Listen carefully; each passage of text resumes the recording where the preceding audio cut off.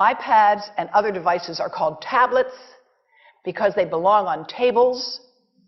They are tested 20 centimeters away from that big guy that I showed you before.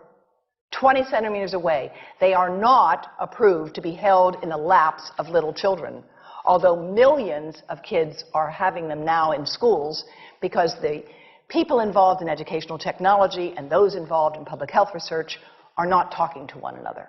Because if they were, they would understand that you're giving children a two-way microwave radiating device, and if you must give them such a device for learning purposes, put it on airplane mode so that it's not sending and receiving signals as it does otherwise. Now, this is some new modeling, again, that we've developed with colleagues in Brazil, and we can share with you how we've done it. We first start out with the MRI and create the model with 1 millimeter voxels, and this is quite a bit of work goes into creating this, and here is what it looks like after a period of 6 minutes. And that's really not as bad as it might look because you see the red area only gets partway through the eye of the adult, right?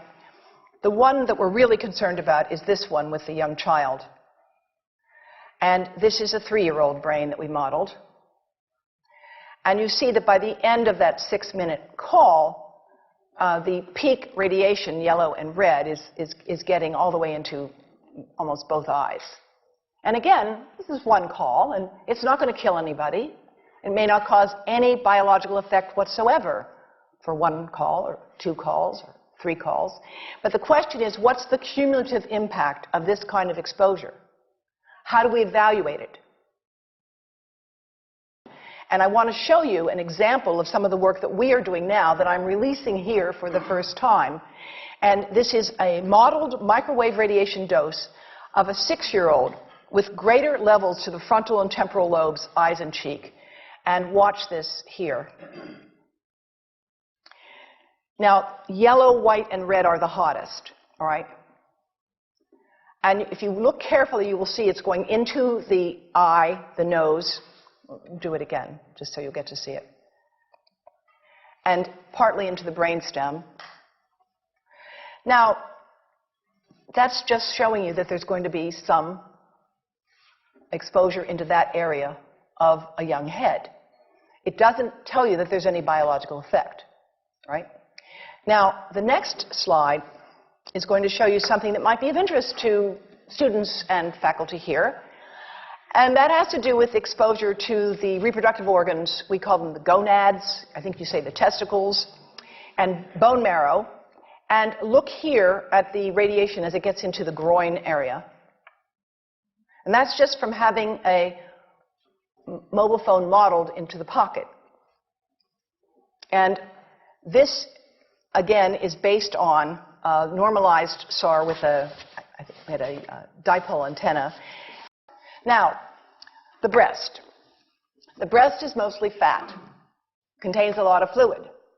Things that contain fat and fluid cook faster in the microwave oven. Now, a cell phone can't cook anything, all right? Mobile phones do not pop popcorn. That was a fraud. They don't make any heat that we know of, otherwise they wouldn't be permitted.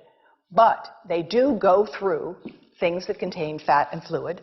And we are now working at Environmental Health Trust with scientists at the University of California, San Francisco, scientists formerly the president of the American Cancer Society of California, because we are seeing women who keep cell phones in their bras. Has anyone seen a woman put a cell phone in her bra?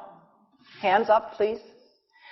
Please tell them you've heard now why they shouldn't do that. And here I want to show you our first case report from 2009, and we now have many more. This was a Chinese-American woman who used her cell phone 4 hours a day in her bra for 10 years while she was driving. Now, and you drive with a phone on your body. The phone is smart. It's going to go from one tower to another, and it's going to say, here I am, where are you, here I am. And it's going to be going to max power each time it moves from one cell tower to another. And there it was right next to her chest. And the tumors that developed right under the antenna of the phone. unusual tumors. But in the meantime, people have a right to know how you can minimize exposure.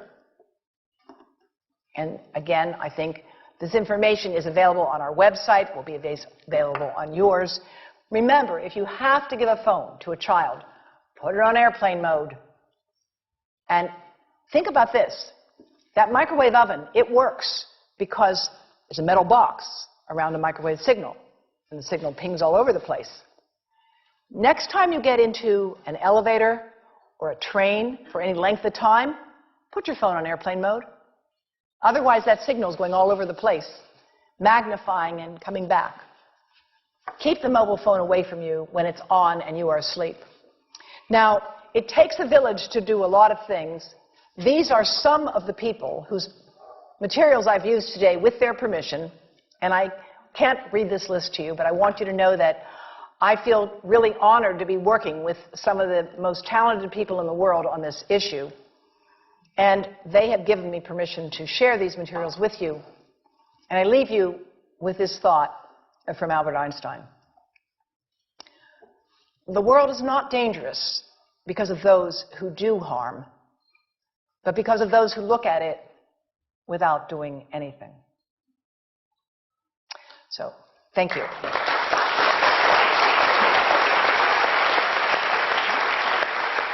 Thank you.